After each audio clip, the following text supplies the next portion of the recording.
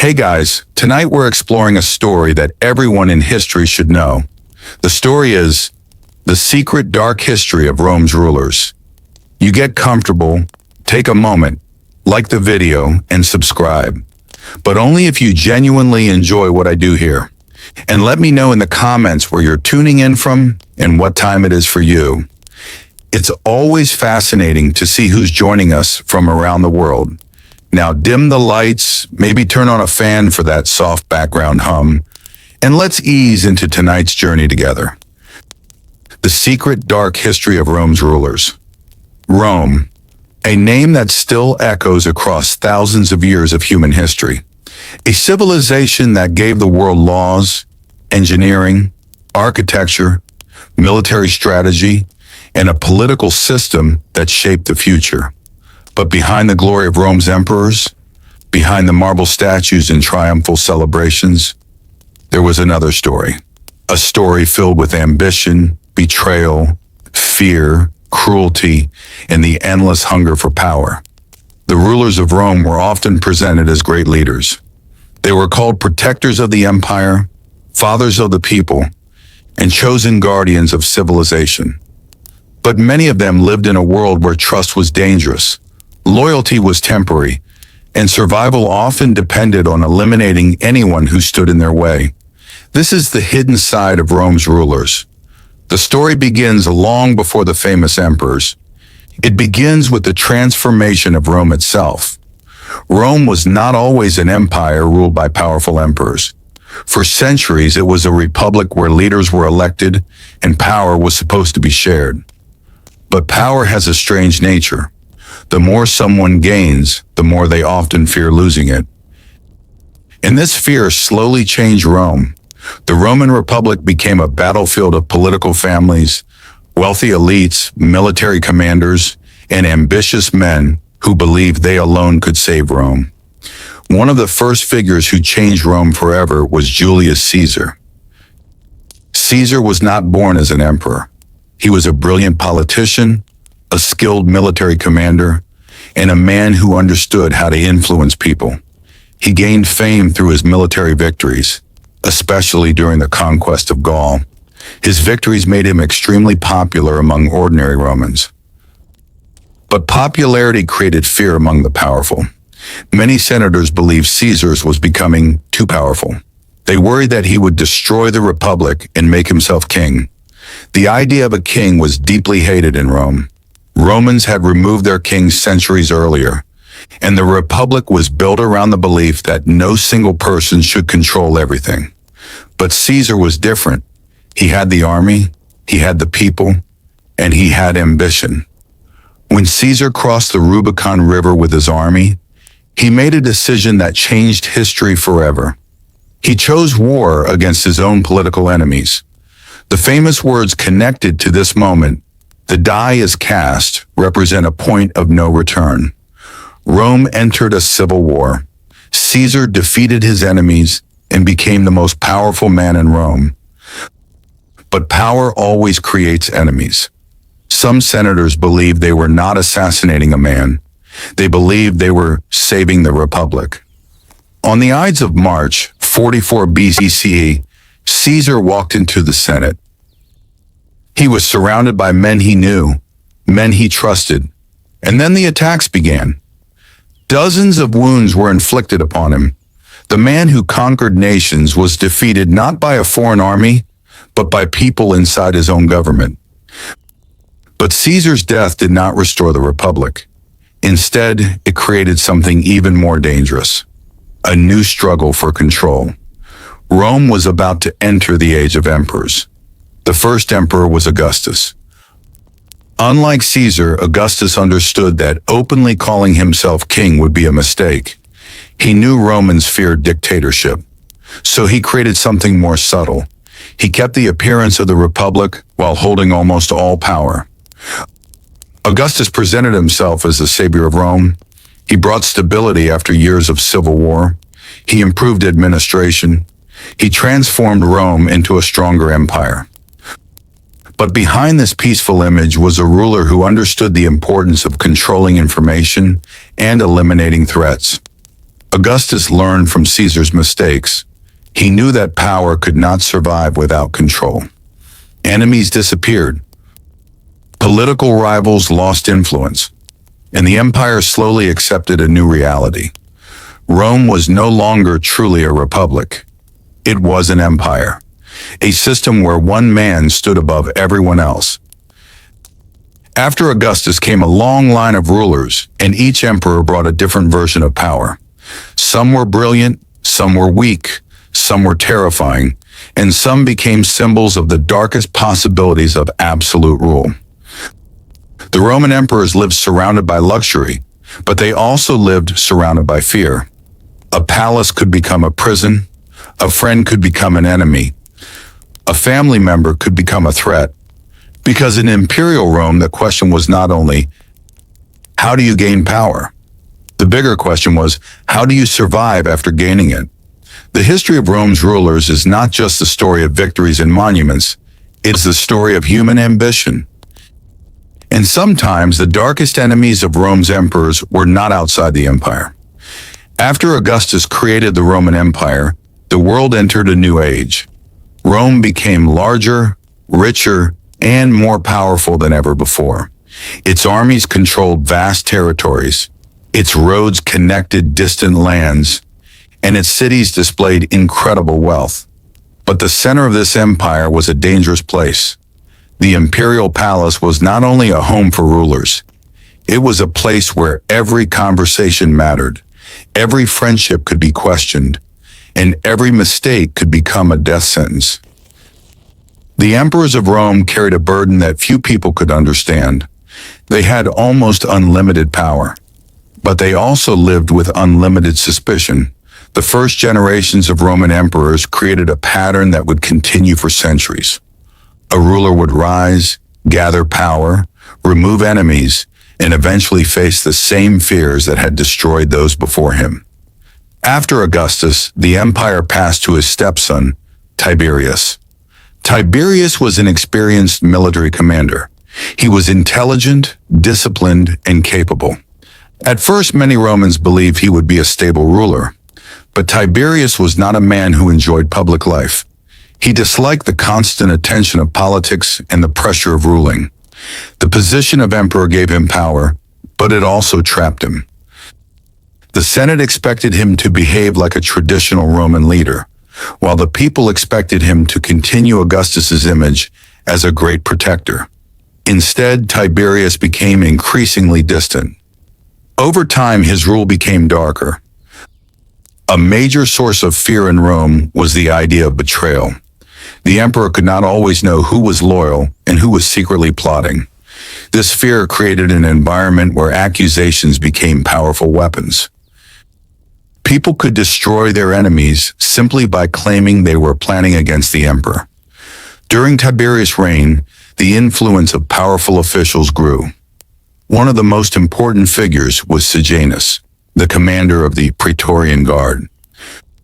The Praetorian Guard was supposed to protect the emperor, but in reality, this elite military force could influence who ruled Rome. Sejanus became extremely powerful. He gained control over the emperor's security and built a network of supporters. For a time, it seemed that Sejanus might become the true power behind the throne. But Tiberius eventually realized the danger. The man who wanted influence had become too ambitious, and in Roman politics, ambition was often punished. Sejanus was arrested and executed. His supporters were hunted down. The message was clear. No one in Rome was allowed to become more powerful than the emperor. But Tiberius's later years became associated with fear and harsh punishments. The emperor increasingly relied on informers. Citizens could accuse others of betrayal, and these accusations often led to trials and executions. Rome became a place where people were careful with their words. A joke could be dangerous. A private conversation could become evidence. The empire that promised order was also creating an atmosphere of suspicion. Then came one of Rome's most infamous rulers, Caligula. Caligula became emperor at a young age. When he first came to power, many Romans were hopeful. They saw him as a new beginning after the difficult final years of Tiberius. The early period of his rule was welcomed, but according to ancient accounts, his behavior changed dramatically. Stories about Caligula describe a ruler who became cruel, unpredictable, and obsessed with power. Ancient writers claimed he humiliated senators, demanded extreme displays of loyalty, and treated himself as more than a normal human ruler. Some stories about him are debated by historians because they were written by enemies many years later. But whether every story is true or not, Caligula became a symbol of what Romans feared most: a ruler with unlimited power and no limits. The emperor was not just a political leader. He controlled laws, armies, wealth, and sometimes even life and death. And when one person holds that much authority, the personality of that person can change the fate of millions. Caligula's reign ended violently. In 41 CE, members of the Praetorian Guard assassinated him. The same military force created to protect the emperor helped destroy him. But the fall of Caligula did not end Rome's problems. It revealed something deeper. The emperor was powerful, but he was never completely safe. The palace remained a battlefield, and the next ruler would prove that even family connections could not protect anyone from the hunger for power. His name was Claudius, and his story would reveal another dark truth about Rome. Sometimes the person everyone ignores can become the most powerful person in the empire. When Caligula was assassinated, Rome entered a moment of complete uncertainty. The empire had lost its ruler. The Senate wanted to restore the old republic. Many powerful politicians believed the experiment of emperors had failed. They thought Rome could return to the system that existed before Augustus. But history had already changed. The people wanted stability. The army wanted a leader. And the Praetorian Guard wanted someone they could control. Behind the scenes, soldiers searched the palace for members of the imperial family. During this chaos, they discovered someone hiding. His name was Claudius. Claudius had never been considered a serious political figure. He was often ignored by his own family. Ancient sources describe him as someone who was physically different and who spent much of his early life studying history instead of fighting for power. Many believed he was too weak to rule, but sometimes being underestimated can become a strange form of protection. Claudius survived because people did not see him as a threat. The Praetorian Guard eventually declared him emperor. The Senate had little choice but to accept him. The man everyone ignored suddenly became the most powerful person in the world. At first, many doubted him, but Claudius surprised Rome. He was an intelligent administrator. He expanded the empire. He improved government systems. He supported public works and legal reforms. His rule was not remembered only for cruelty, but the imperial palace remained dangerous. Claudius's greatest weakness was not his enemies. It was the people closest to him. His marriages became a major part of the political struggle around him. His fourth wife was Agrippina the Younger. She was ambitious, intelligent, and determined. Agrippina understood something important about Roman power. The future belonged to the person who controlled the next emperor. She wanted her son Nero to become ruler. But Nero was not Claudius' biological son. He was adopted into the imperial family. Agrippina worked carefully to place him in the position of successor. She used influence, alliances, and political strategy. Eventually, Nero became the chosen heir. But there was still one obstacle: Claudius himself. The ancient writers claim that Claudius died after eating poisoned mushrooms, and many historians believe Agrippina may have been involved. The truth remains debated, but the result was clear. Claudius was gone, and a young man named Nero became emperor. At the beginning, Nero was not viewed as a monster. In fact, early in his reign, many Romans had hope. He was young, he was educated, he was influenced by advisors who tried to guide him. For a short time, Nero appeared to represent a new generation of leadership. But absolute power has a way of revealing hidden desires. As Nero grew older, his relationship with those around him became increasingly violent. The first major conflict was with his own mother. Agrippina had helped place him on the throne, but Nero no longer wanted to be controlled. The student wanted to escape the influence of the person who created his power. According to ancient accounts, Nero eventually ordered the killing of Agrippina. The story became one of the most shocking examples of imperial cruelty. A son destroying the woman who gave him power. But Nero's darkest reputation came from the Great Fire of Rome in 64 CE. The fire destroyed large parts of the city. Ancient writers claim Nero watched the destruction and even performed music while Rome burned. However, historians debate this story.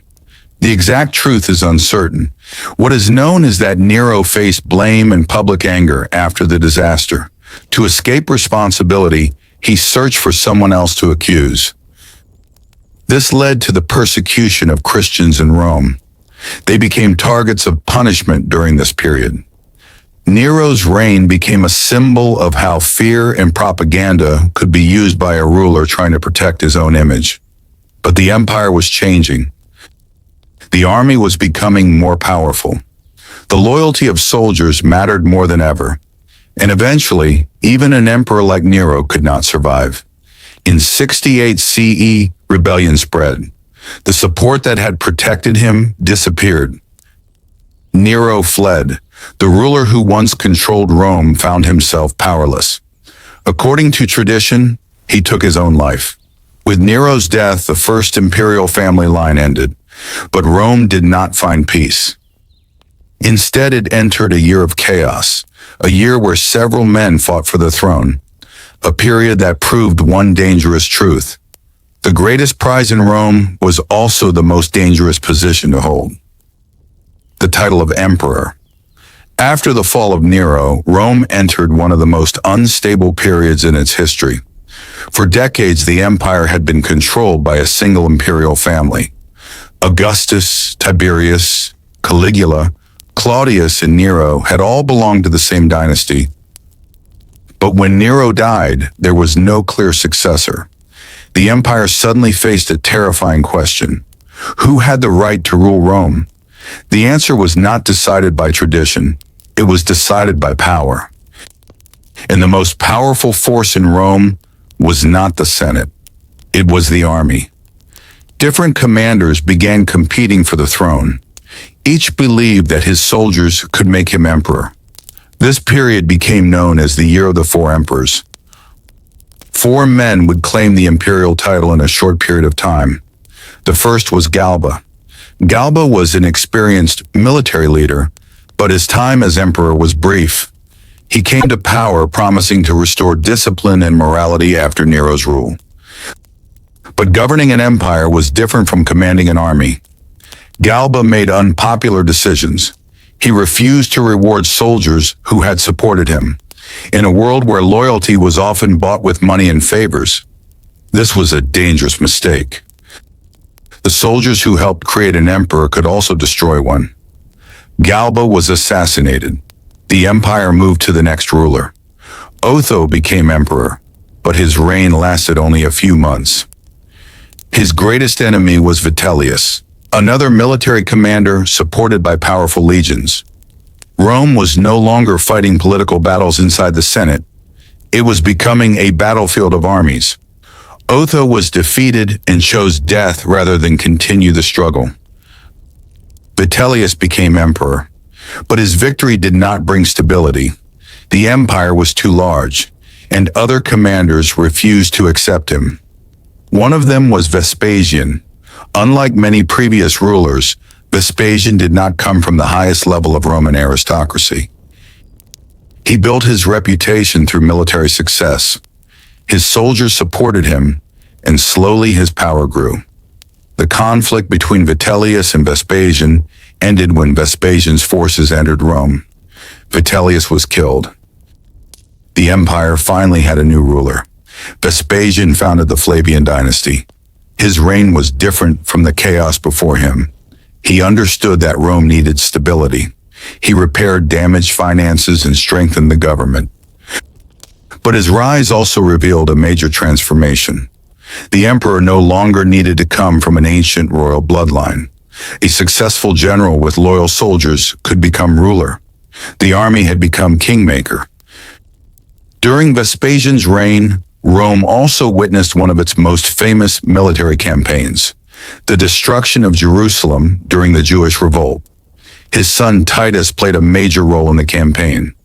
When Titus later became emperor, he was remembered by many Romans as a generous and capable ruler. But Roman history always carried contradictions. The same leaders who were praised in Rome could be feared in the provinces. The empire's greatness was built on conquest, and conquest always carried suffering. After Titus came his brother Domitian. Domitian was intelligent, organized, and determined. He strengthened the empire's borders and improved administration. But he also wanted complete control.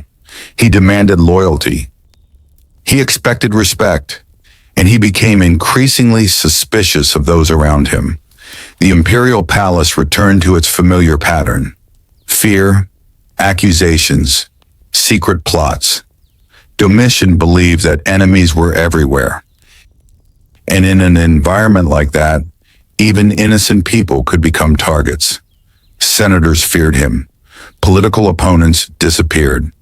The emperor's relationship with the ruling class collapsed. Eventually, a conspiracy formed inside the palace. In 96 CE, Domitian was assassinated. His death marked the end of the Flavian dynasty. But it also began a period that many historians consider one of Rome's most successful eras, a time when emperors seemed more controlled and experienced. However, even during these years of stability, the dark side of power never disappeared, because the same question remained: what happens when one person has the authority to decide everything? The next rulers would show that even the most respected emperors could carry secrets, make brutal choices, and leave behind complicated legacies. The age of the good emperors was beginning, but Rome's shadows were still there. After the assassination of Domitian, Rome faced another uncertain moment. The empire had seen rulers rise and fall through violence, betrayal, and military rebellion. Many Romans feared that another civil war would begin, but instead something unexpected happened. The Senate chose a new emperor. His name was Nerva. Unlike the previous rulers, Nerva was an older politician with a reputation for wisdom and moderation. He understood that Rome needed something different. The empire did not need another young ruler desperate to prove himself. It needed stability. Nerva's greatest decision was choosing an heir based on ability rather than family connection. He adopted a successful military commander named Trajan. This decision created a new tradition. The next emperors would often be selected through adoption, allowing Rome to choose experienced leaders instead of simply following bloodlines. This period became known as the era of the 5 good emperors. But even during this golden age, Rome's rulers carried the same burden: the struggle to control power without being controlled by it. Trajan became one of Rome's most celebrated emperors. Under him, the empire reached its greatest territorial expansion. His armies conquered new lands, especially during the wars against Dacia. Rome's wealth increased. Monuments were built. The empire appeared stronger than ever. But behind the glory was the reality of conquest. Every victory came with destruction. Every new territory meant battles, deaths, and people losing control over their own lands. Trajan's success showed the dual nature of Rome's rulers. To Romans, he was a great emperor. To those who fought against him, he was an invader. History often depends on whose side you are standing on. After Trajan came Hadrian. Hadrian was very different. While Trajan expanded the empire, Hadrian believed Rome had reached its limits.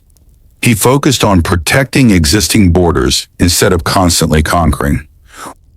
One of his most famous projects was a massive defensive structure in Britain, known today as Hadrian's Wall. Hadrian was also deeply interested in culture, architecture, and philosophy, but his rule had its own darkness. One of the biggest challenges of his reign came from the Jewish revolt in Judea. The conflict was brutal. The Roman response was severe, and the consequences changed the region's history. Hadrian's legacy became complicated.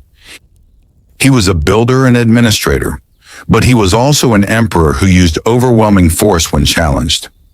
After Hadrian came Antoninus Pius. His reign is often remembered as peaceful and stable. Compared with the violence of earlier emperors, his time appeared calm. But the calm existed because Rome had built a powerful system of control.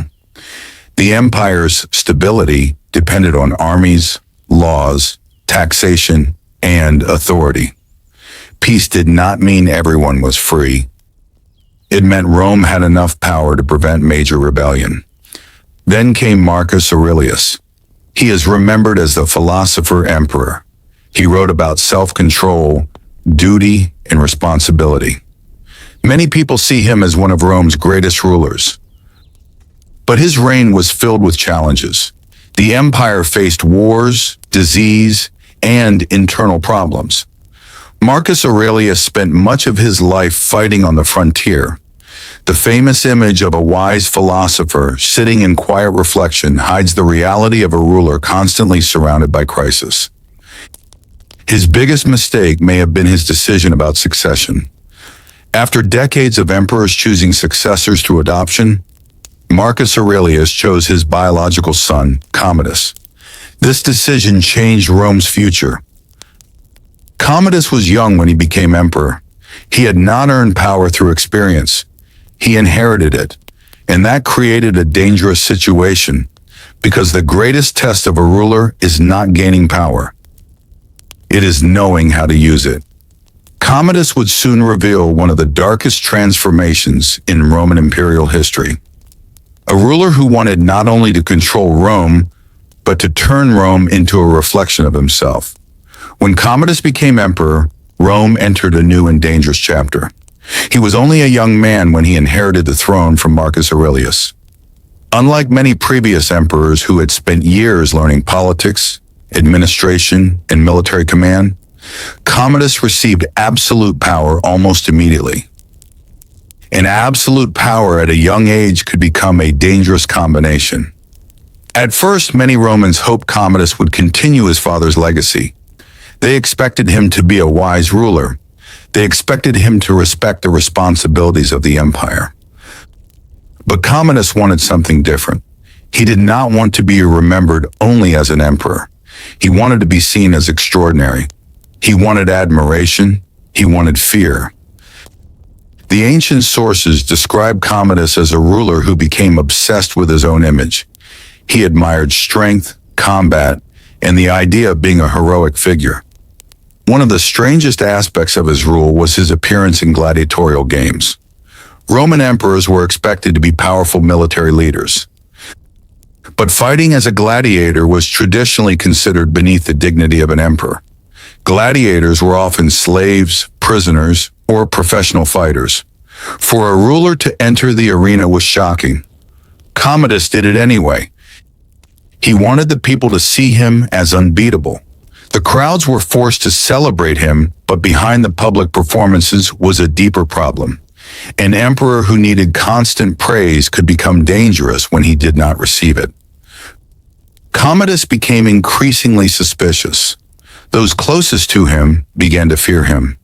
The palace once again became a place of secret plots. People around the emperor started thinking about survival rather than loyalty. Eventually, a conspiracy formed against him. In 192 CE, Commodus was assassinated. His death ended the stability created by the previous emperors. The empire entered another period of uncertainty. The lesson of Commodus was clear. A strong empire could still be weakened by a weak ruler. After Commodus, Rome experienced another crisis. The throne became a prize fought over by competing forces. The empire entered what historians call the crisis of the 3rd century. During this period, Rome faced almost every possible problem at once. Foreign invasions threatened the borders. Economic problems weakened the state. Political leaders fought for control. Emperors rose and fell rapidly. Some ruled for only months. The army became even more powerful in choosing who sat on the throne. A general with loyal soldiers could become emperor. A general without enough support could be killed. The position that represented ultimate power had become extremely unstable. One of the rulers who emerged from this chaos was Septimius Severus. He was a skilled commander who understood the importance of the army. Unlike earlier emperors who tried to balance the Senate and military, Severus relied heavily on soldiers. His famous attitude was that military loyalty was the foundation of power. This changed Rome forever. The emperor became more closely connected to the army than ever before.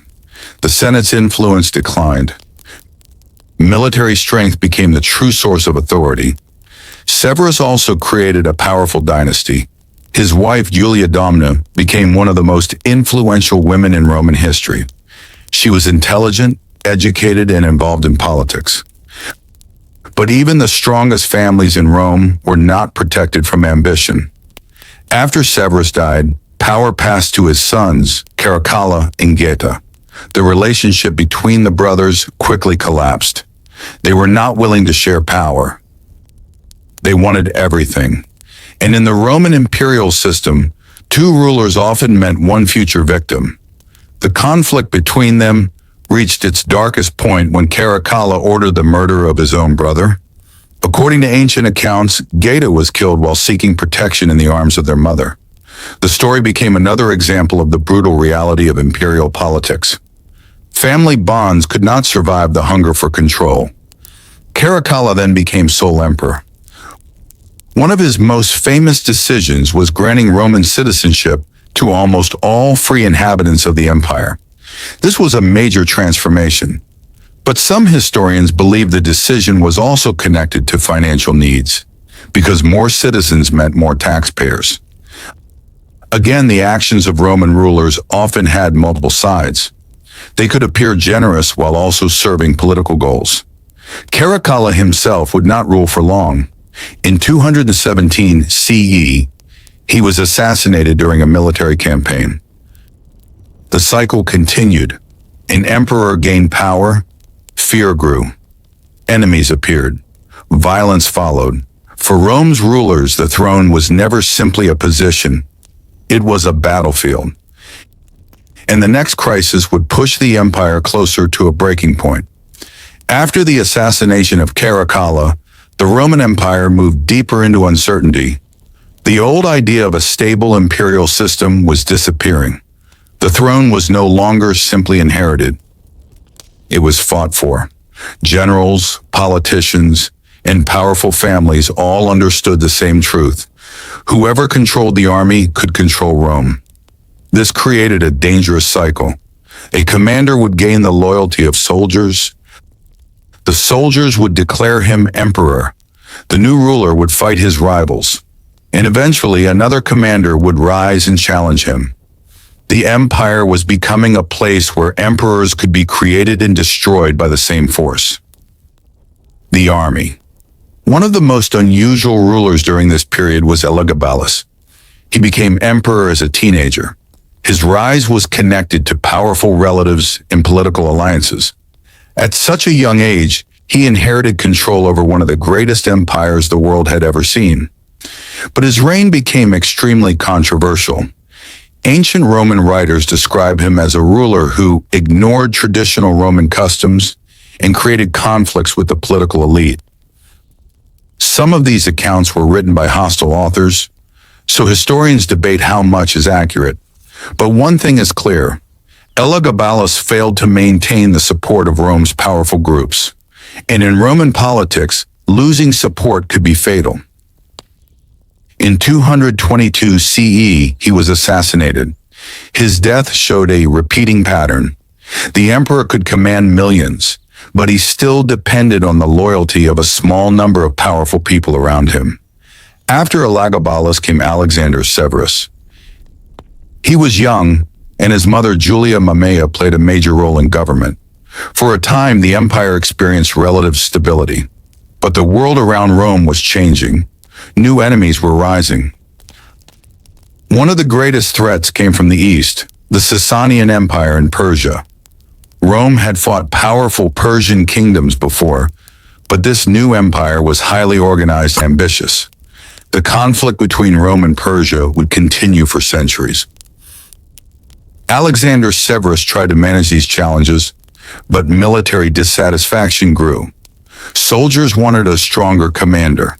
They wanted victories, and when they believed their emperor was weak, loyalty disappeared. In 235 CE, Alexander Severus was murdered by his own troops. His death marked the beginning of one of the darkest periods in Roman history. The crisis of the 3rd century had fully arrived. For about 50 years, Rome experienced repeated civil wars, economic collapse, invasions, and political chaos. Many emperors lasted only a short time. Some were killed after months. Some were defeated by rival emperors. The empire seemed close to destruction. During this chaos, ordinary people suffered. Taxes increased, trade became difficult. Cities faced insecurity. The Roman Empire that once represented order began to feel unstable. But from this crisis came one of Rome's most powerful reformers. His name was Diocletian.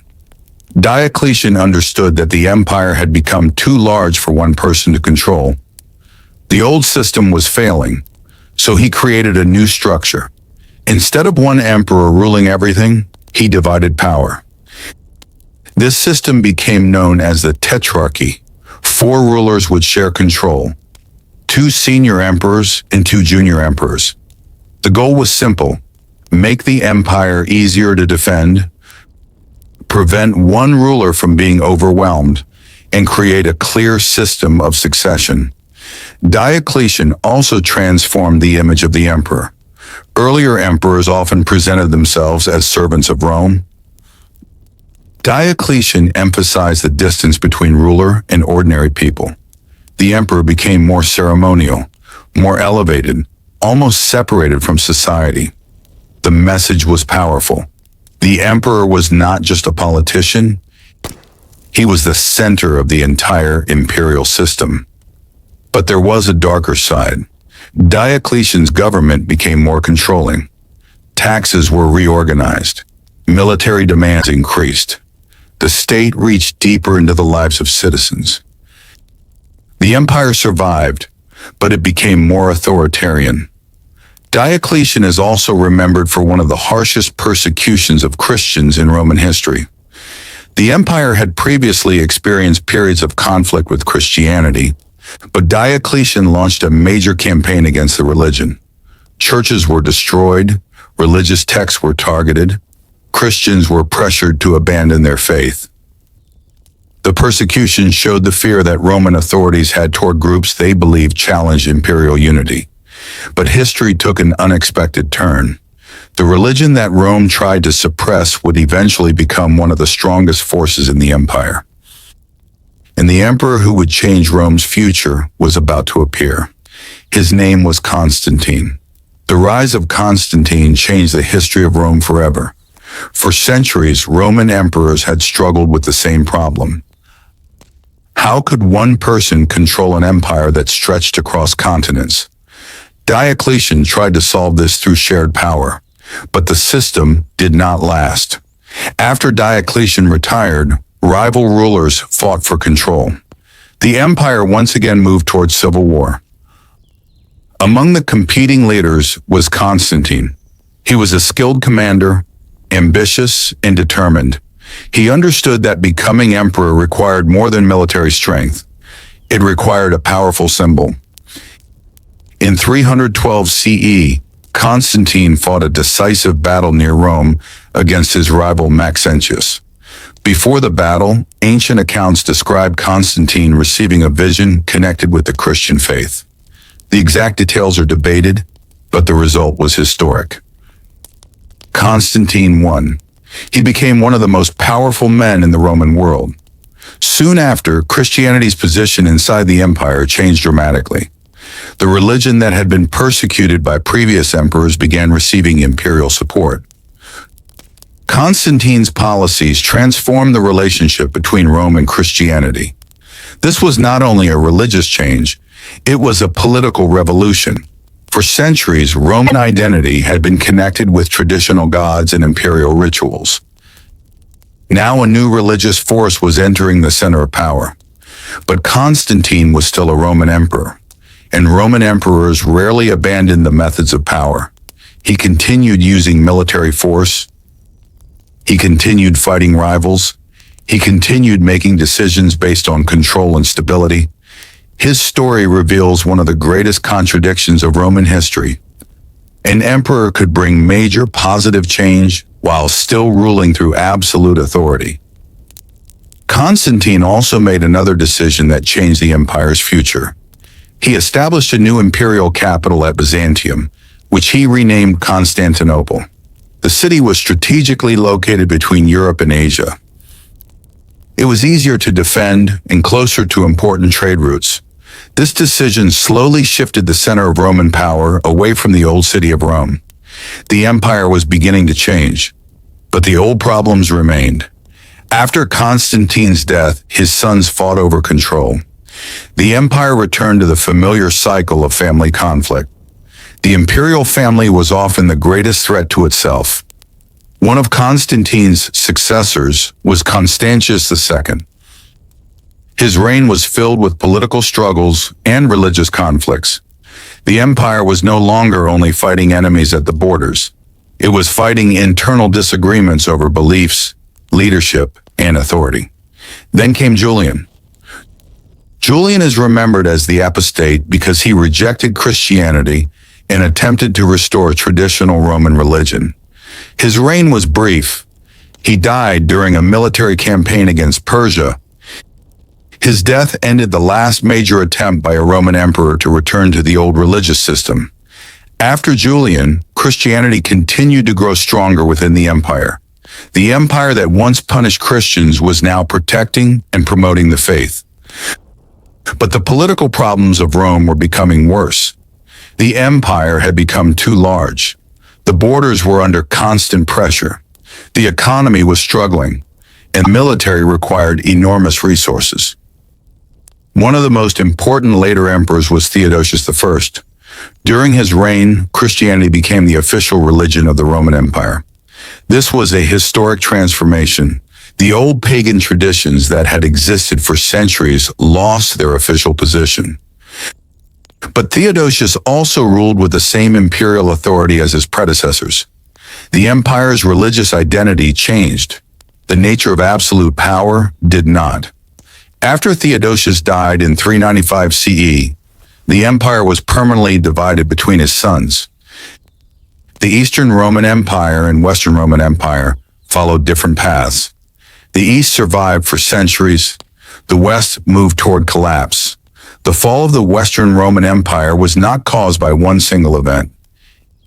It was the result of many pressures: economic weakness, political instability, military problems, internal divisions, and repeated invasions. But before the final collapse, Rome still had rulers who tried to save it. Some were brilliant. Some were desperate. Some were willing to sacrifice anything to keep the empire alive. The final chapters of Roman rule would reveal the ultimate tragedy of the emperors. They built one of the greatest civilizations in history, but they could not stop time itself. As the Roman Empire entered its final centuries in the West, the image of the emperor began to change. The rulers of earlier generations had been conquerors who expanded borders and created monuments. The later emperors were often survivors. They inherited an empire already under pressure. The world around them was changing. The old methods of Roman power were becoming harder to maintain. The Western Roman Empire faced constant threats from groups moving across Europe and beyond. Many of these groups were once enemies of Rome, but many also became part of the Roman military system. Rome had always absorbed outsiders. Foreign soldiers had served in Roman armies for generations. But by the late empire, the balance of power was shifting. The army that protected Rome was becoming less Roman in its composition. Some commanders from outside traditional Roman society gained enormous influence. One of the most important figures of this period was Stilicho. He was a powerful military commander who served the Emperor Honorius. Stilicho was not an emperor himself, but he became one of the most influential men in the Western Empire. He understood the changing world. He fought against invasions. He tried to protect Roman territory. But his power created fear. In imperial politics, a successful general was always dangerous. A commander with loyal soldiers could become a future emperor. The court began to suspect Stilicho. Political enemies accused him of betrayal. In 408 CE, he was executed. His death weakened the Western Empire at a critical moment. Soon after, Rome faced one of the most shocking events in its history. In 410 CE, the city of Rome was captured and looted by the Visigoths under Alaric. For centuries, Rome had been seen as an untouchable symbol. The idea that foreign armies could enter the city seemed impossible. But now it happened. The event shocked the ancient world. Many people wondered, how could Rome fall? How could the greatest empire of its time be vulnerable? The answer was complicated. The empire was not destroyed by one enemy. It was weakened by years of internal problems. The emperors of the late period often had limited real control. Power was divided between generals, officials, and rival factions. The throne still existed, but the person sitting on it did not always hold true authority. One of the last important Western emperors was Majorian. He came to power in 457 CE. Unlike some rulers before him, Majorian was energetic and ambitious. He wanted to rebuild Roman strength. He introduced reforms. He tried to repair the government. He attempted to restore military power. But the challenges were enormous. The empire had lost too many resources. Too many enemies surrounded it, and too many internal groups competed for influence. Majorian's own commander eventually turned against him. In 461 CE, Majorian was arrested and killed.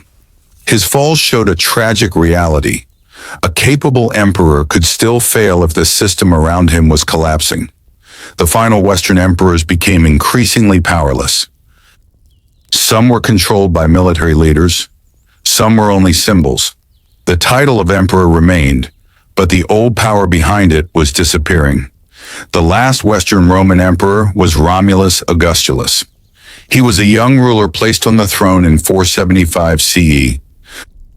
But he ruled over an empire that was already falling apart. In 476 CE, a Germanic military leader named Odoacer removed him from power. Traditionally, this event is considered the fall of the Western Roman Empire. But history is more complicated. The Eastern Roman Empire continued for nearly another 1,000 years. The Roman identity did not completely disappear. The legacy survived in laws, language, architecture, religion, and political ideas. The fall of the West was not the end of Rome's influence. It was the end of a certain era. Looking back at the rulers of Rome, one pattern becomes clear. From Julius Caesar to the final emperors, they all face the same challenge. How do you control something so large without destroying yourself? Many emperors searched for glory. Some searched for security. Some searched for immortality. But nearly all discovered the same truth. Power can build an empire, and power can also consume the person who holds it. The secret history of Rome's rulers is not only a story about emperors, it is a story about human ambition, about fear, about loyalty, and about the dangerous temptation of absolute control. The story of Rome's rulers does not end with the fall of the Western Empire. The name of Rome continued, the idea of Roman power continued, and the lessons of its emperors continued to influence the world long after the last Western emperor disappeared. For more than 1,000 years, the Eastern Roman Empire survived. Its people still called themselves Romans. Its emperors still claimed to be the successors of Augustus and Constantine. The world simply changed around them. But when we look back at the rulers of Rome, something becomes clear. The empire was never only about battles, buildings, or political victories. It was about people. People who wanted power, people who feared losing power, people who believed they were destined to rule. The first great lesson from Rome's emperors is that power changes relationships. An ordinary person may have friends, family, and trusted companions, but an emperor lives in a different world. Every person around the ruler could have a hidden reason. A friend might want influence. A general might want the throne. A family member might want control. This constant suspicion shaped the lives of Roman rulers. Many emperors were not destroyed by foreign enemies. They were destroyed by those closest to them. Julius Caesar was killed by senators. Caligula was killed by his own guards. Domitian was killed by a palace conspiracy. Commodus was murdered by those who feared him. Again and again, the center of power became the center of danger. Another lesson from Rome is that image was everything. The emperors understood that people did not only follow armies. They followed stories. They followed symbols. They followed the image of strength. Augustus carefully created the image of a restorer of Rome. Trajan was remembered as the ideal emperor. Marcus Aurelius became the philosopher ruler. Even the most controversial emperors tried to shape how history would remember them, because controlling the present meant having a chance to control the future. But history is rarely simple. An emperor could be admired by some and hated by others. A ruler could build monuments while destroying lives. A leader could create reforms while using brutal methods. Rome's rulers were not simply heroes or villains. They were complicated figures living in a system where absolute authority created extreme choices. The empire itself also reveals a deeper truth. Rome did not become powerful because of one emperor. It became powerful because of institutions, military organization, engineering, administration, and the ability to adapt. But those same strengths became weaknesses when the system became dependent on one person. The emperor became the symbol of everything. The success of Rome depended too much on the quality of the individual ruler. A wise emperor could strengthen the empire. A reckless emperor could damage it. This was the greatest weakness of the imperial system. The future of millions could depend on the personality of one person. A single decision inside a palace could change the fate of entire nations. The dark history of Rome's rulers is therefore not only about ancient events, it is about a question that still exists today. What happens when too much power belongs to one person? Rome gives many answers. Sometimes power creates greatness. Sometimes power creates fear. Sometimes power creates leaders who improve the world. And sometimes it creates rulers who lose themselves inside their own ambition. The emperors of Rome built one of the greatest civilizations humanity has ever seen. Their roads connected continents.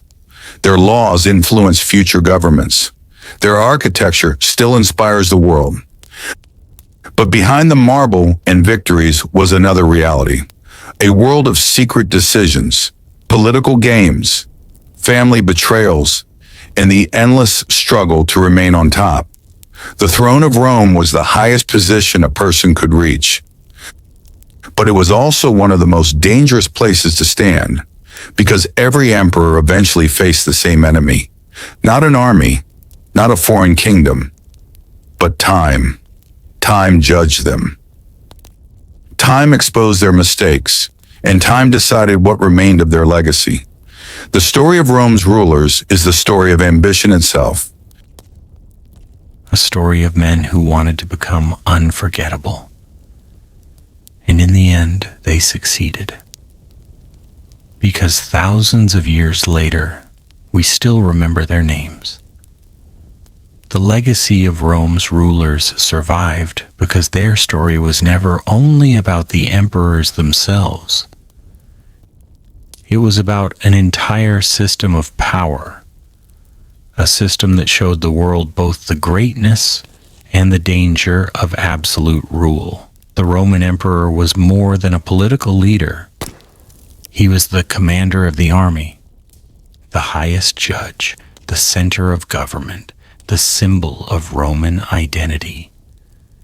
This concentration of authority created incredible achievements, but it also created incredible risks. When one person controlled everything, the character of that person became extremely important. A wise emperor could bring stability. A careless emperor could bring disaster.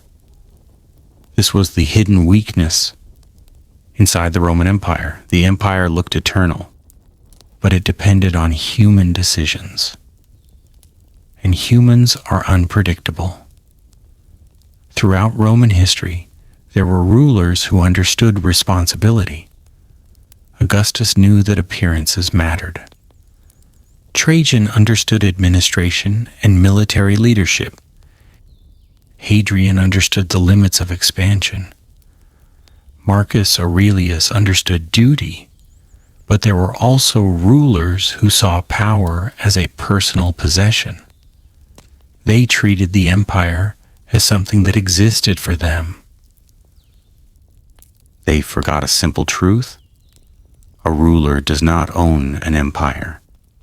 A ruler only holds it temporarily. The stories of Rome's emperors also reveal the importance of fear. Many rulers believed fear was the safest way to maintain control. They removed enemies, they punished criticism, they created systems of surveillance, but fear creates a fragile kind of loyalty. People may obey because they are afraid, but they rarely remain loyal when the opportunity to rebel appears. Many Roman emperors discovered this too late. Another dark reality of Roman rule was the struggle inside imperial families. The palace was supposed to be the safest place. Instead, it often became the most dangerous. Sons fought fathers. Brothers fought brothers. Wives and advisors competed for influence. The closer someone was to power, the more dangerous their position became. Because in Rome, being close to the throne meant you could become either the greatest ally or the greatest threat. The Roman Empire also teaches another important lesson about history. The stories we know were often written by people with their own opinions. Ancient historians sometimes hated certain emperors. They sometimes exaggerated their crimes. They sometimes praised rulers for political reasons. So the truth is often more complicated than the legends. Caligula may not have been exactly the monster described by every ancient writer. Nero's story may include exaggerations. Other emperors who were praised may have had actions that caused suffering. History is not simply a list of good and bad rulers. It is an investigation into people, choices, and consequences. The greatest tragedy of Rome's rulers is that many of them achieved what they wanted. They became powerful. They became famous. They became impossible to forget. But many of them lost something along the way. Peace, trust, family, and sometimes even their own sense of reality. The emperor stood at the top of the world. But the higher someone climbs, the more dangerous the fall can become. The Roman Empire lasted for centuries because it was flexible. It adapted, it changed, it survived disasters that many believed would destroy it. Even after the fall of the Western Empire, Roman ideas continued. Roman law influenced later governments. Roman engineering inspired future builders. Roman political ideas shaped the way people thought about leadership. The emperors are gone. The empire is gone. But the questions they created remain. How much power should one person have? Can a ruler remain good when nobody can challenge them? Does greatness come from conquest or from wisdom? Rome never gave simple answers. Its history is full of contradictions.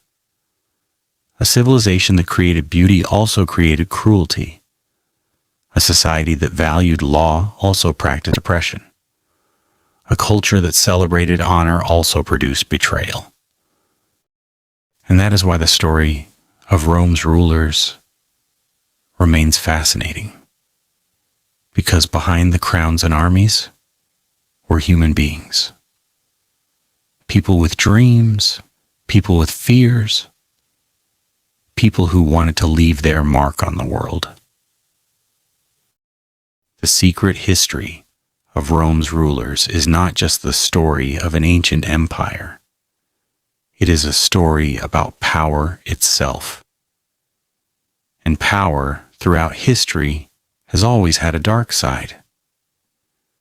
As we move further into the legacy of Rome's rulers, the story becomes less about individual emperors and more about what the empire left behind. Even after centuries of wars, betrayals, and political chaos, Rome did not vanish completely. It transformed. The Eastern Roman Empire continued to rule from Constantinople, preserving Roman law, administration, and identity. This continuation is important because it shows something many people overlook. Rome did not truly fall in a single moment. It slowly evolved. But the challenges that haunted its rulers never fully disappeared. Power, in any form, always creates tension between control and resistance. Even in the later empire, emperors still faced the same problems their predecessors had faced centuries earlier. Military loyalty remained fragile. Court politics remained dangerous, and the throne remained a position that attracted ambition and conflict. The emperors of the later period ruled in a world very different from Augustus or Trajan. The empire was more Christian. Its culture had changed. Its cities had shifted in importance. But the structure of power still carried the same risks. A ruler still depended on generals. A ruler still depended on administrators. And a ruler still depended on the loyalty of people who could easily change sides. This meant that even in the later centuries, emperors could rise quickly and fall suddenly. Some were celebrated, some were forgotten. Some existed only briefly in the long timeline of imperial history. But all of them shared the same reality. They ruled an empire that was too large to fully control and too complex to fully understand from a single throne. One of the most important lessons from Rome's entire history is that no system of power is permanent. Even the strongest empire in the ancient world eventually changed form. Borders shifted, languages evolved, religions transformed, and political systems adapted, but the influence of Rome did not end. Instead, it spread into other civilizations. European legal systems carried Roman ideas. Modern government structures borrowed concepts from Roman administration.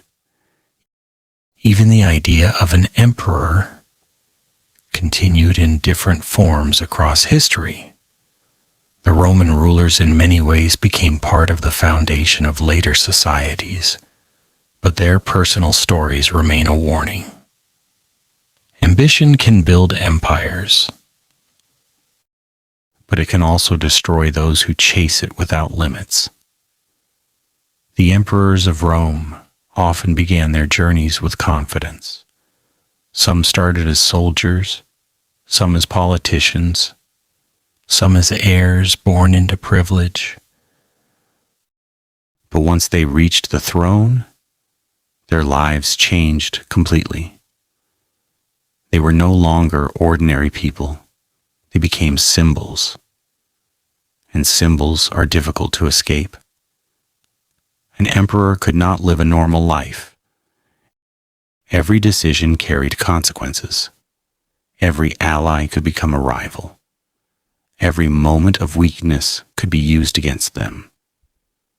This pressure shaped their behavior. It shaped their fears. And it shaped their legacy. Some emperors tried to escape this pressure through philosophy, like Marcus Aurelius. Some tried through military strength, like Trajan or Septimius Severus. Some tried through control and fear, like Domitian or Commodus. But none of them could fully escape the nature of the system they ruled, because the system itself was built on concentration of power. And concentrated power always creates instability over time. The story of Rome's rulers is ultimately a reflection of a larger truth. Every empire carries within it the seeds of its own change. Rome did not disappear because it was weak from the beginning. It lasted because it was strong. But strength alone cannot solve every problem. Over time, challenges accumulated, pressures increased, and no single ruler could fully reverse the direction of history. Yet even in decline, Rome remained influential. Its ideas survived, its memory survived, and its rulers became legends.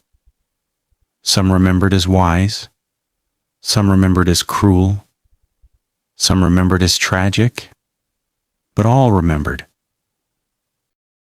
And that perhaps is the final irony of Rome's emperors. Many of them spent their lives trying to secure power, control their legacy, and shape how history would see them. And in many cases they succeeded, but not in the way they expected. Because history does not only remember power, it remembers consequences. And Rome's consequences shaped the world long after its emperors were gone. The secret dark history of Rome's rulers is not just a record of ancient authority. It is a mirror reflecting human nature itself. A reminder that power can elevate a person to greatness and also reveal the deepest flaws within them. To understand the final meaning of Rome's rulers, we have to look beyond the palace walls, beyond the assassinations, and beyond the battles for the throne. Because the real story of Roman emperors is not only about how they ruled, it is about what their rule revealed about human civilization itself. Rome created a system where one person could hold extraordinary authority. That system produced order, expansion, and achievement, but it also produced tension that never fully disappeared. Even the most stable periods carried hidden instability beneath the surface. The emperors were always balancing two forces: the need to project strength and the fear of losing control. This tension shaped everything. It shaped decisions about war and peace. It shaped relationships inside the palace. It shaped how laws were created and enforced. And it shaped how emperors viewed the world around them. In many ways, Roman rulers lived in isolation, surrounded by advisors, guards, and officials. They were still alone in the most important sense, because no one could fully share their position. No one could replace their responsibility, and no one could escape the consequences of their decisions.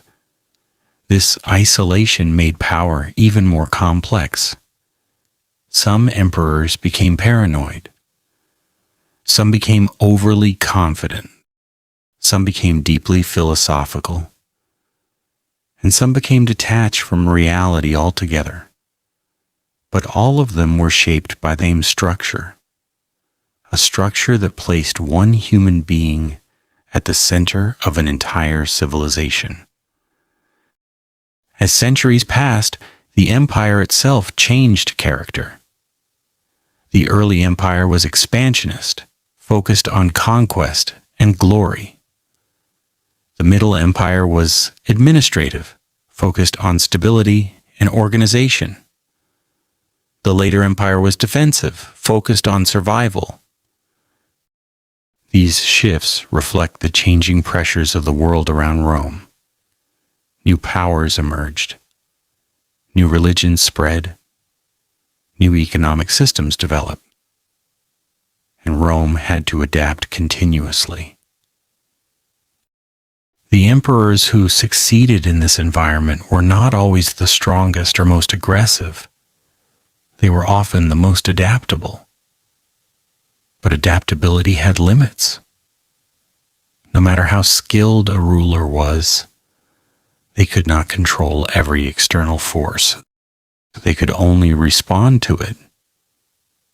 And over time, responses became more difficult. Borders became harder to defend. Internal divisions became harder to manage. And resources became harder to maintain. Still, the idea of Rome remained powerful. Even when the Western Empire collapsed, its influence did not disappear. Instead, it was absorbed, transformed, and reused by later societies. Medieval kingdoms adopted Roman laws. Religious institutions adopted Roman administrative systems. Later empires borrowed Roman symbols of authority. The concept of centralized power carried forward. This is why Rome's rulers remain so important in historical memory.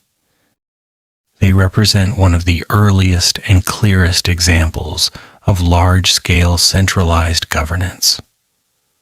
A system where success and failure depended heavily on the individual at the top.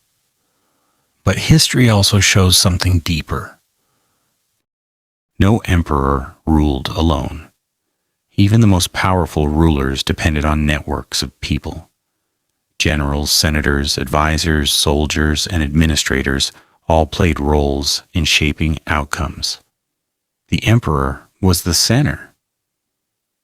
But the empire was a system. And systems are always more complex than individuals. This is one of the key reasons Rome lasted as long as it did.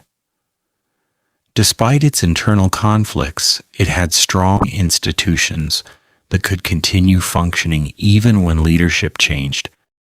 But when those institutions weakened or became fragmented, instability increased. The story of Rome's rulers is therefore not only about individuals like Caesar, Nero, or Constantine. It is about the relationship between leadership and structure, between ambition and limitation, between control and chaos. And when we look at that relationship across centuries, we see a repeating pattern. Power rises. Power stabilizes. Power becomes concentrated. Tensions build. And eventually change becomes unavoidable. Rome experienced this cycle many times. Sometimes it resulted in renewal, sometimes in reform, and sometimes in collapse. But it always resulted in transformation. The empire that began with kings and republics ended as something very different from what it once was. And in between, it produced one of the most detailed records of human leadership ever known. The emperors of Rome are often remembered as distant figures from a forgotten past. But their struggles are not as distant as they seem, because the questions they faced are still present in every system of power today. How should authority be distributed? How can leadership remain stable? How can ambition be controlled without destroying motivation? Rome never solved these questions permanently, but it explored them in depth. Through war, through politics, through family conflict, and through centuries of trial and error. That is why the secret history of Rome's rulers is still studied. Not because it gives simple answers, but because it reveals the complexity of power itself. And that complexity is timeless. As we continue deeper into the legacy of Rome's rulers, one truth becomes impossible to ignore. Rome was never just an empire of stone and soldiers. It was an empire of decisions, and every emperor was, in a sense, a decision maker for millions of lives. But decisions made under absolute power rarely remain simple. They grow heavier over time. They create consequences that extend far beyond the moment they are made. This is why the story of Rome's rulers feels so intense even today. Because it is not only about what happened. It is about what had to be chosen in situations where there were no perfect options. Many emperors entered power believing they could control the system. They believed discipline, intelligence, or military strength would be enough. But Rome's structure often demanded more than that. It demanded constant adaptation, and constant adaptation under pressure is never easy. One of the most consistent patterns in Roman history is the gap between expectation and reality.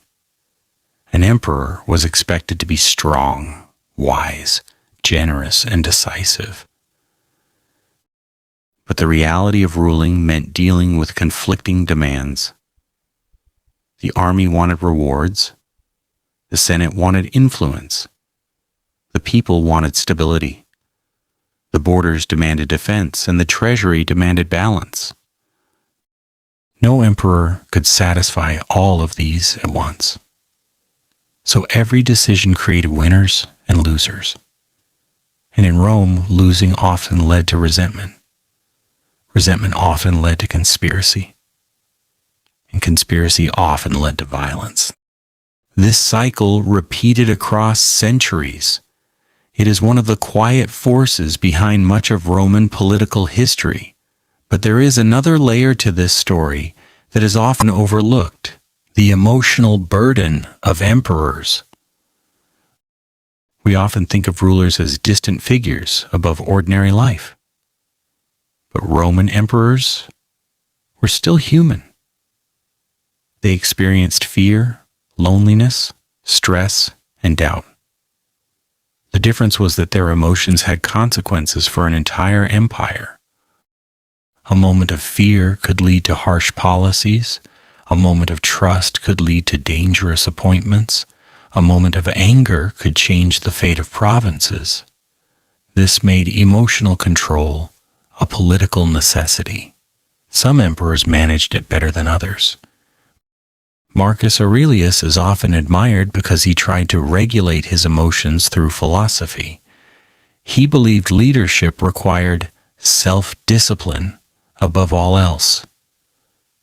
But even he could not escape war, loss, and constant pressure on the frontiers. Other emperors reacted differently. Some leaned into power. Some withdrew from public life. Some delegated authority to advisors. And some tried to redefine what being an emperor meant entirely. Over time, the role of emperor itself evolved. In the early empire, the emperor was seen as first among equals, at least in appearance. Later, the emperor became more distant, more ceremonial, more elevated above society. This shift reflected the increasing complexity of ruling such a vast territory. Distance created authority, but it also created separation. And separation often leads to misunderstanding. As the empire continued, communication between the center and the provinces became harder. Information traveled slowly. Local leaders gained more autonomy. Regional differences increased. And the unity of the empire depended more on structure than personal leadership. This is one of the reasons Rome could survive for so long. It was not held together by a single emperor alone. It was held together by systems, law, administration, military organization, infrastructure. But systems require maintenance. And when maintenance becomes difficult, cracks begin to appear. In the later stages of the empire, these cracks became more visible. Political authority was divided. Military power became fragmented. Economic pressure increased, and external threats intensified.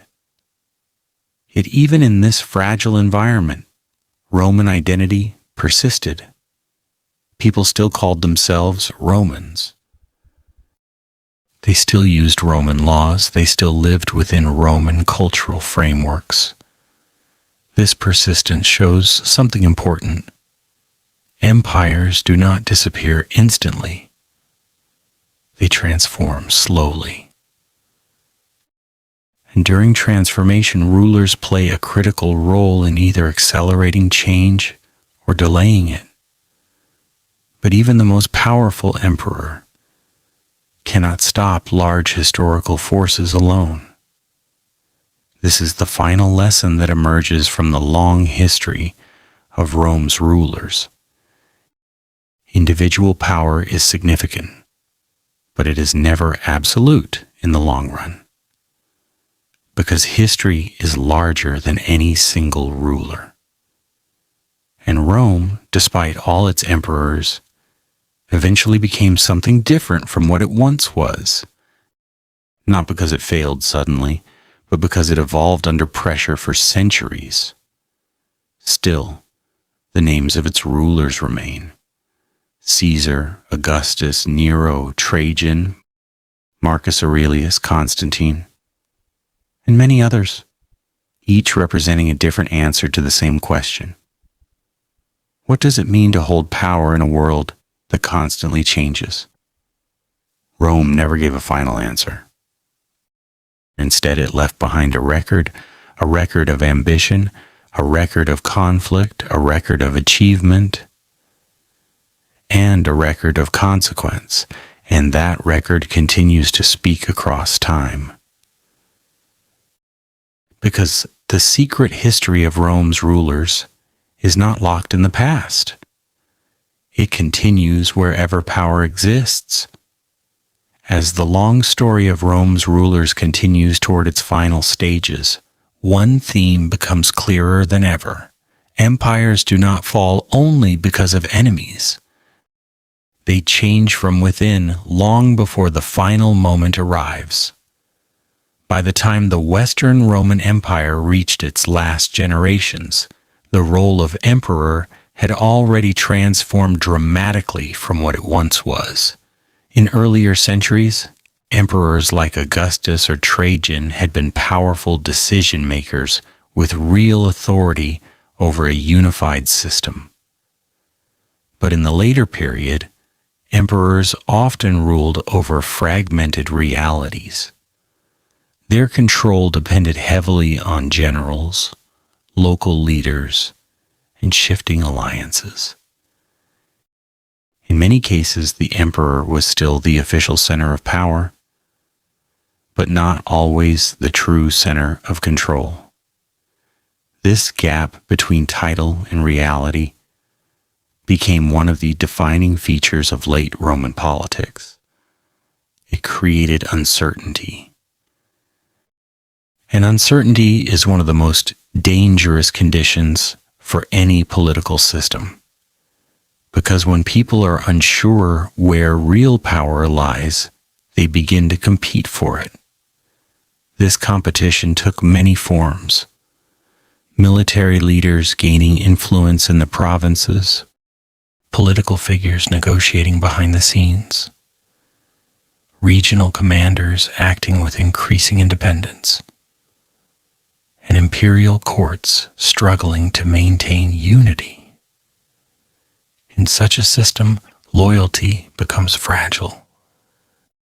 Not because people are naturally disloyal, but because survival often depends on adapting quickly to changing power structures. This environment made emperors increasingly dependent on the military, and the military in turn became a central force in deciding leadership. This shift did not happen overnight. It developed gradually over centuries, but once it became dominant, it changed the nature of Roman rule forever. The emperor was no longer only a symbol of unity. He also became a product of military support. And what the military supports, it can also replace. This is one of the silent dynamics behind the instability of late imperial politics. At the same time, the empire was facing external pressures that it could no longer ignore. Borders that had once been stable became increasingly difficult to defend. Movements of peoples across Europe and beyond created new political realities. Groups that were once considered outsiders became more integrated into Roman military and administrative systems. This blending created both strength and tension. Strength because Rome could recruit widely and adapt. Tension because identity and loyalty became more complex. Meanwhile, economic pressures increased. Maintaining large armies, administrative systems, and infrastructure required enormous resources. As resources became strained, governments had to make difficult financial decisions. These decisions affected taxation, trade, and social stability. And as always in Rome, economic pressure eventually became political pressure. The emperor, standing at the center of all this, had to manage everything at once: military defense, internal stability, economic survival, political unity, religious transformation, and administrative control. It is difficult to overstate the scale of this responsibility. No modern leader faces exactly the same combination of pressures in the same structure. And yet, Roman emperors were expected to manage it as a single individual. Some attempted reform, some attempted decentralization, some attempted stricter control, but none could fully resolve the underlying complexity of the system. Because the empire itself had grown beyond the simplicity of its early structure. Eventually, fragmentation became more visible. Different regions operated with increasing independence. Communication slowed. Coordination weakened.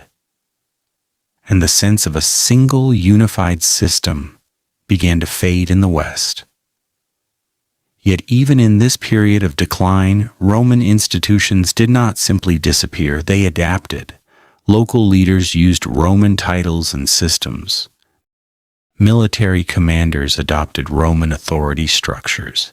Cities continued to function using Roman administrative models. In this way, Rome persisted even as its political center weakened. This persistence is one of the most important aspects of Roman history, because it shows that collapse is rarely absolute. Instead, it is often a process of transformation. The final Western emperors, therefore, were not rulers of a fully unified empire in the classical sense. They were rulers of a system already changing into something new. Their authority was real but limited, symbolic but constrained, official but often contested. And in the final years, the title of emperor itself became less about absolute control and more about managing decline. When the last Western emperor was removed in 476 CE, it did not represent the sudden disappearance of Roman civilization.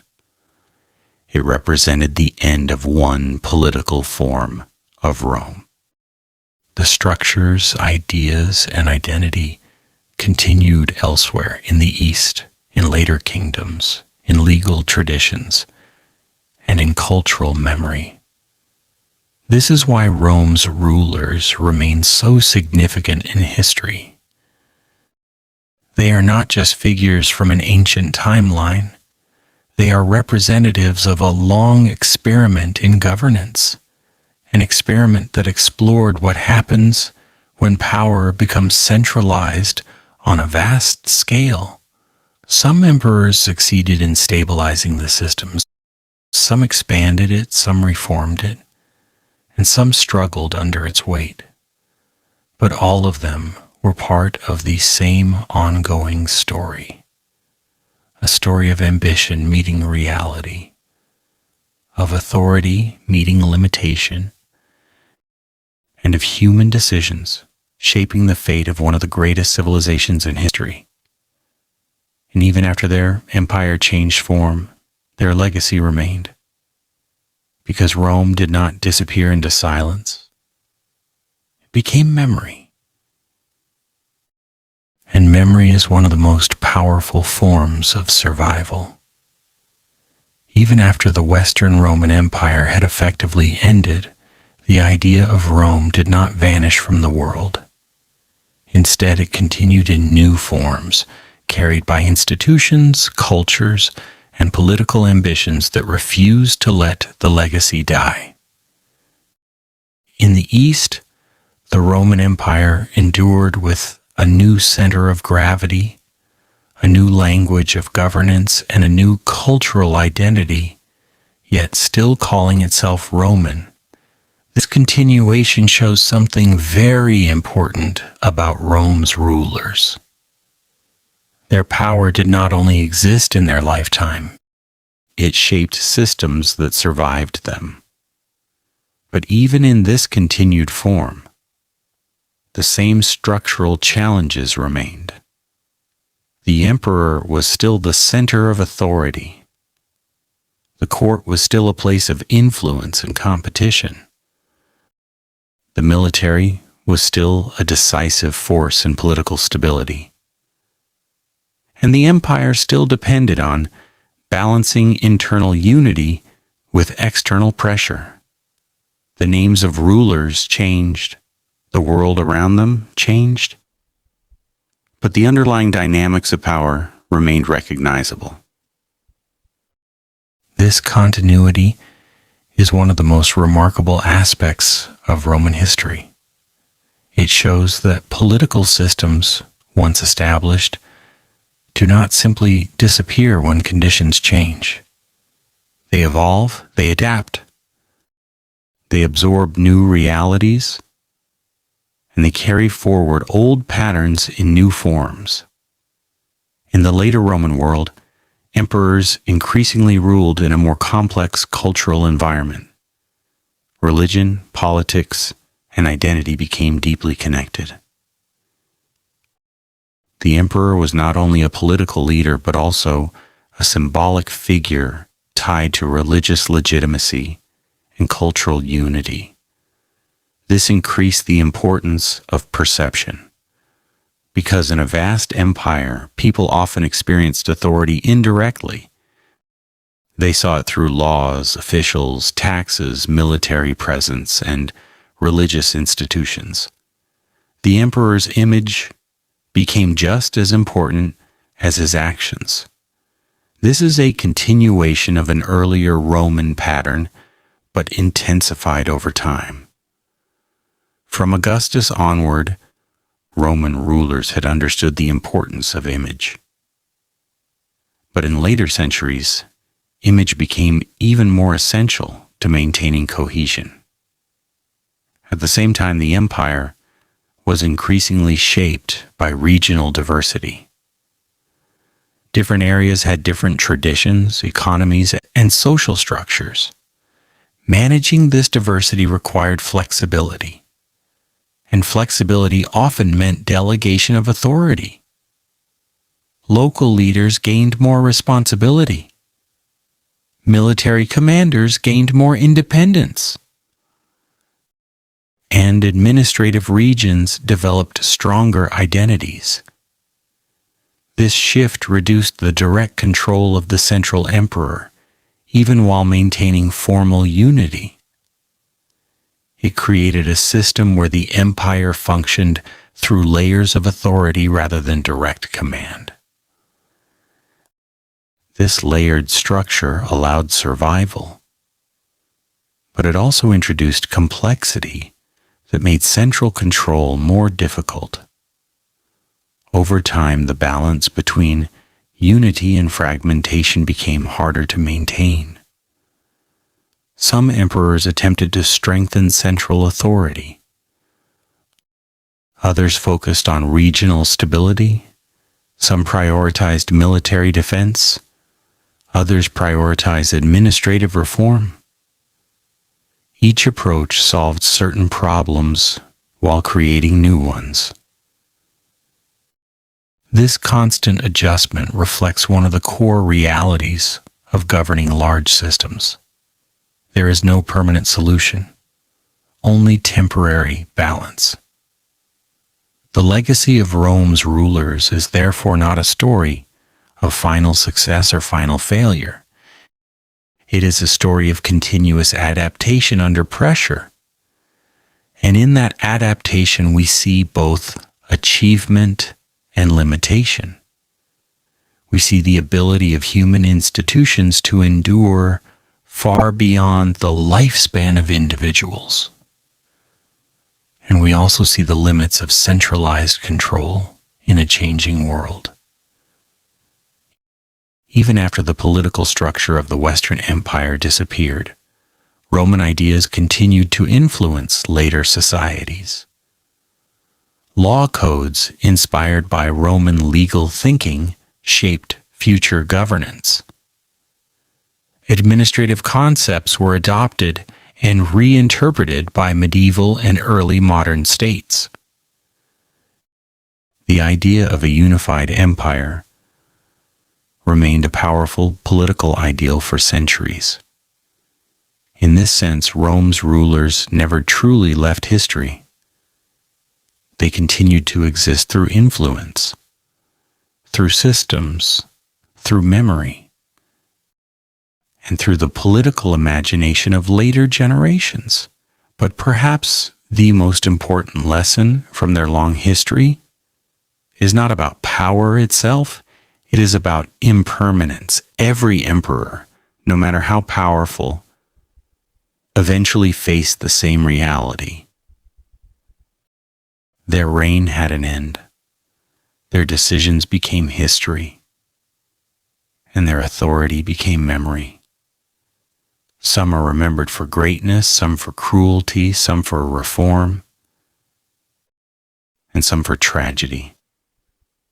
But all of them share one common fate.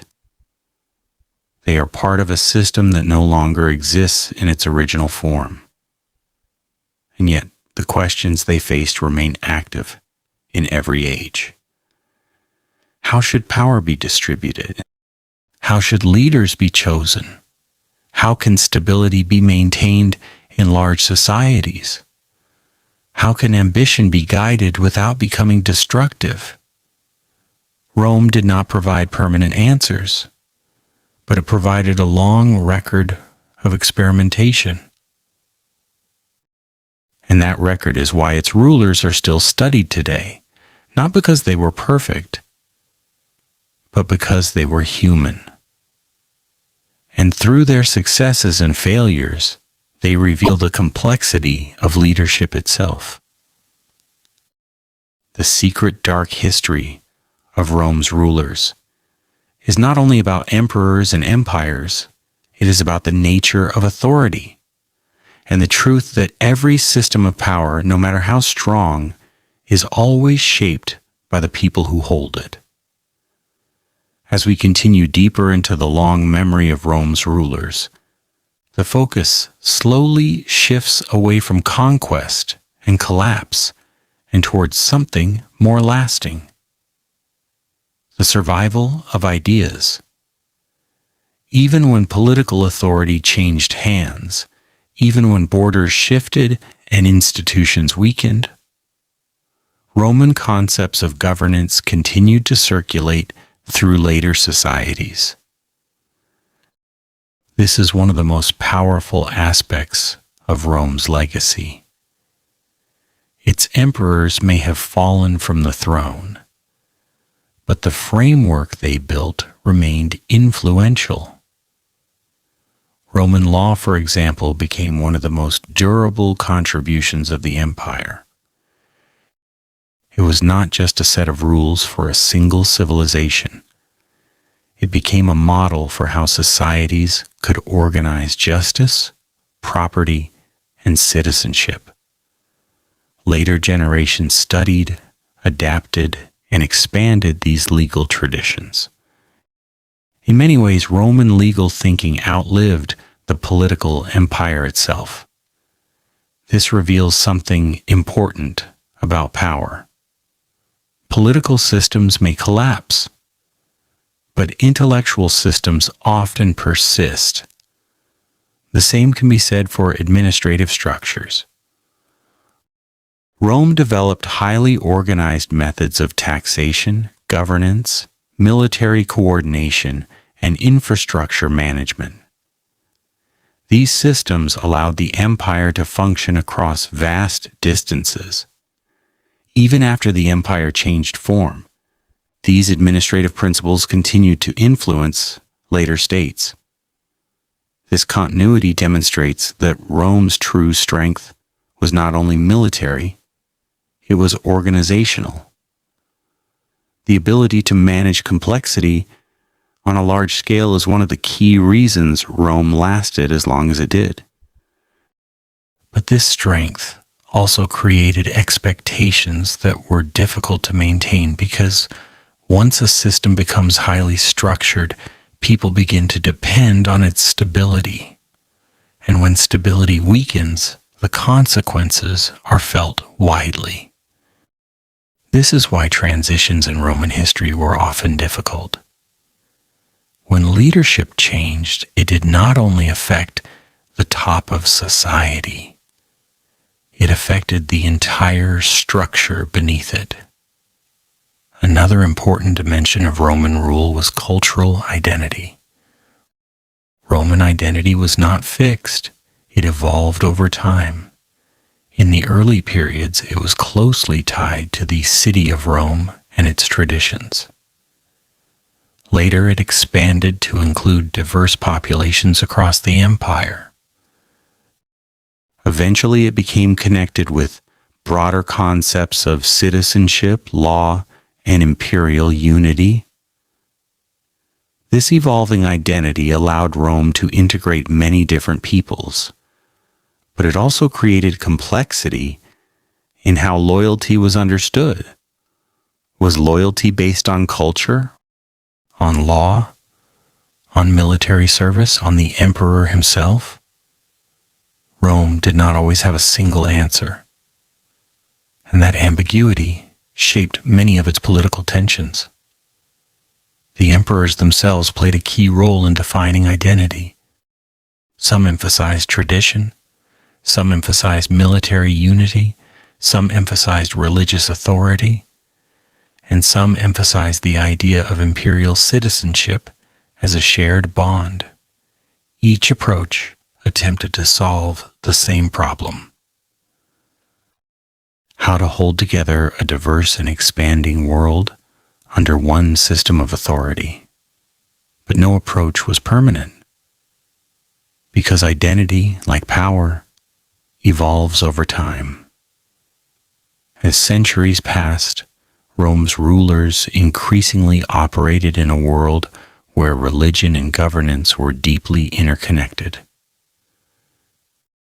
The emperor was not only a political figure, he also represented moral and spiritual order in many contexts. This increased the symbolic weight of the throne, but it also increased expectations. A ruler was no longer judged only by military success or administrative ability. He was also judged by religious legitimacy and moral authority. This expansion of expectations made the role even more complex, because no individual could fully satisfy all dimensions of leadership at once. And as expectations increased, so did criticism. History shows that as systems become more complex, they often become more difficult to manage centrally. This is one of the underlying patterns in Rome's later centuries. The empire became increasingly sophisticated, but also increasingly difficult to control from a single center. This tension between complexity and control is not unique to Rome. It is a recurring theme in large societies throughout history. Rome simply provides one of the clearest and longest examples of it. As we reflect on the long line of Roman rulers, from the early emperors to the final phases of imperial authority, a deeper understanding emerges. Their history is not a straight line of rise and fall. It is a layered process of adaptation, conflict, reform, and transformation. Each emperor inherited not only power, but also problems created by previous generations. Each ruler tried to solve issues shaped by centuries of development, and each solution created new consequences for the future. This chain of continuity is what makes Roman history so rich. It is not the story of isolated rulers.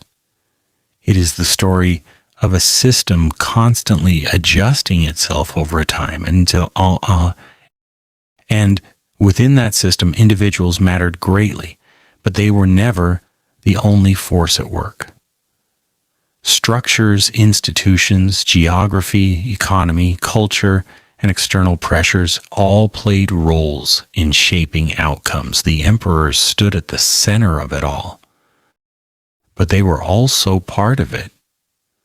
This dual role, both powerful and constrained, is one of the defining characteristics of Roman leadership.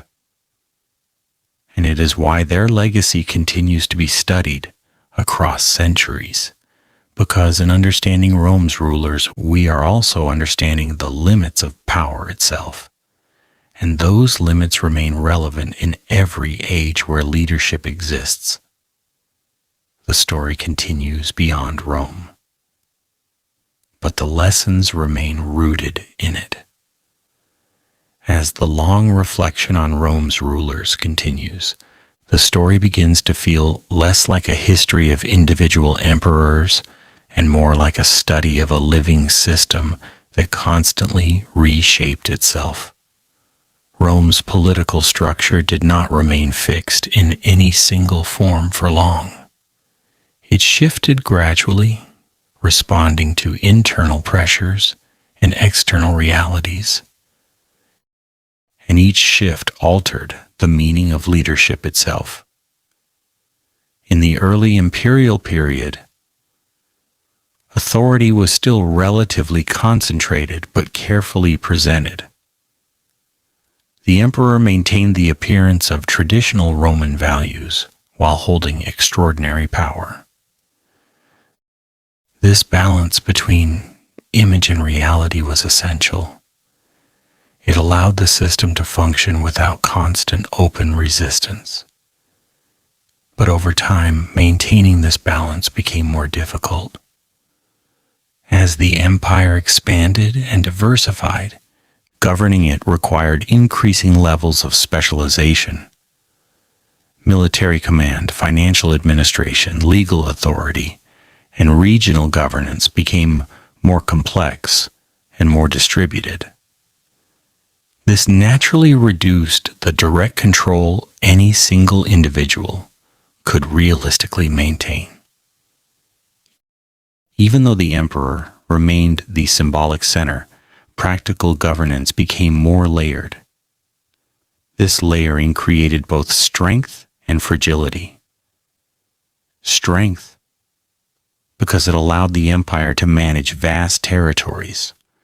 Fragility, because it increased dependency on multiple power centers that could develop their own interests. In this environment, the emperor's role became more about coordination than direct control. But coordination itself required trust. And trust in Roman political culture was always fragile, because the history of the empire repeatedly showed that trust could be rewarded or punished depending on shifting political circumstances. This is one of the reasons Roman politics was so unstable in certain periods.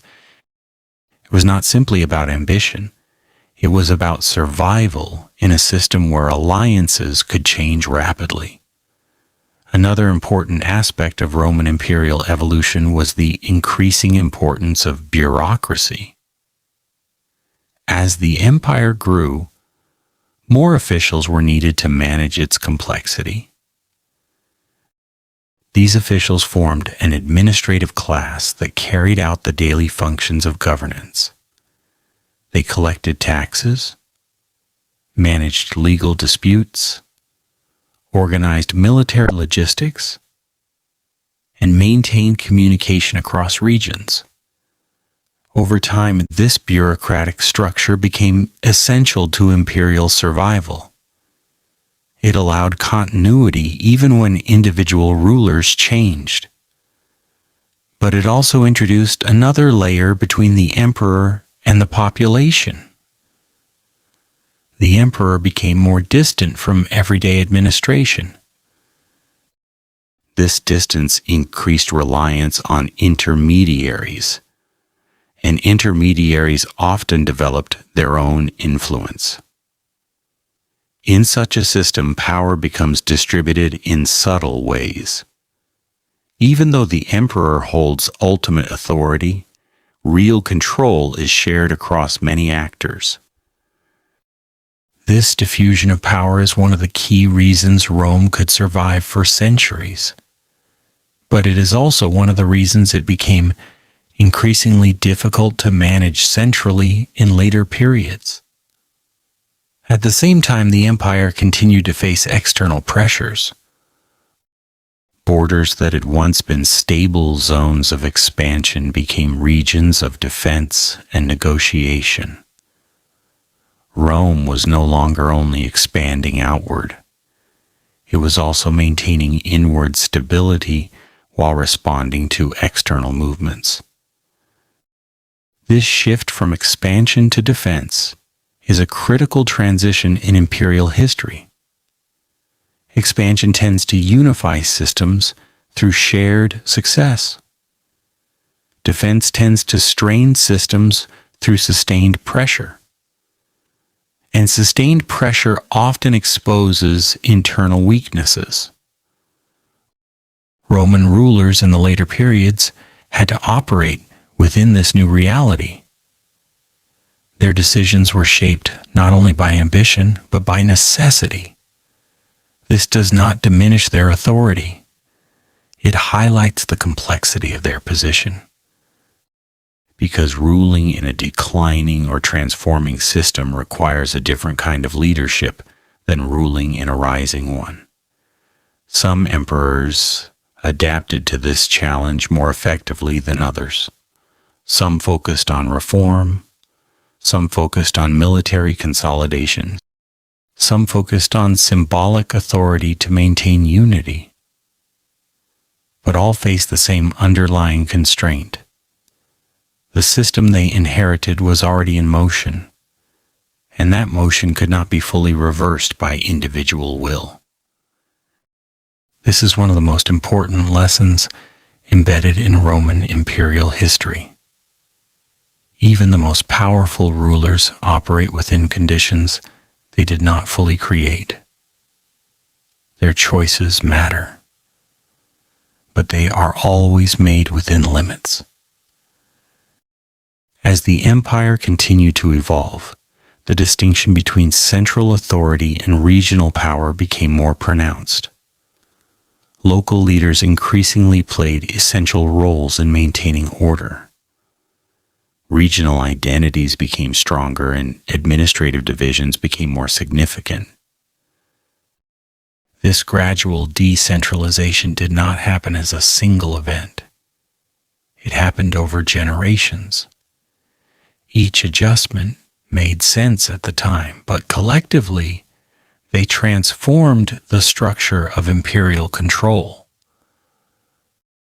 By the later stages, the emperor remained a crucial figure, but not the only one shaping outcomes.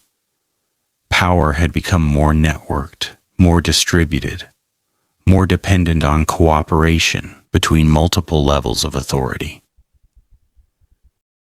This transformation is one of the defining features of Rome's long history, and it shows that empires are not static creations.